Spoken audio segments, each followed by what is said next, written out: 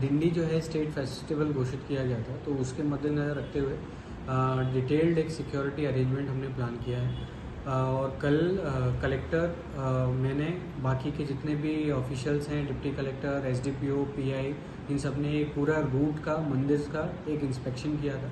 उसमें कुछ पॉइंट्स आए थे, तो हमने वो ऑर्गेनाइजर्स को, बाकी के जो कंसर्न डिपार्टमेंट्स हैं उनको रेज कर दिए हैं। और इस पूरे में जहाँ तक कि पुलिस की बात है, तो लगभग हमने 110 से ऊपर स्टाफ डिप्लॉय किया है और अलग अलग शिफ्ट में, ताकि कि लोगों को कोई इसमें दिक्कत ना हो। तो ट्रैफिक के भी अलग अरेंजमेंट है। जब ये पालकी लेके जाएंगे, उसमें जब प्रोसेशन होगा तो उसमें सेपरेट लेन्स वगैरह का भी प्रावधान किया गया है। कई जगह नो पार्किंग जोन्स भी का उसका ऑर्डर आएगा।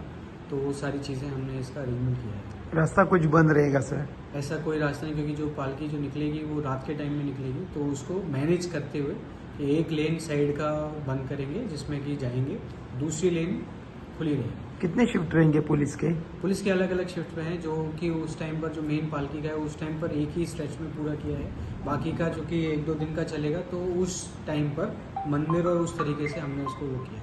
तो 200-300 पुलिस ऑफिसर रहेंगे लगभग हमने 114 के आसपास डिप्लॉयमेंट हमारा पुलिस का है। ट्रैफिक का अलग डिप्लॉयमेंट है। सर, जो मडगांव भी दिंडी बोले, मडगांव में टाउन भी नहीं, टाउन के बाहर भी होती है। 2 जगह का लोकेशन है, एक जो बड्डा में थोड़ा, और यहाँ पे पिंपल कट है। और यहाँ पे सर दोनों जगह में बहुत बड़े प्रोग्राम होने वाले, बड़े स्टार आने वाले, वहाँ पे कैसा अरेंजमेंट है?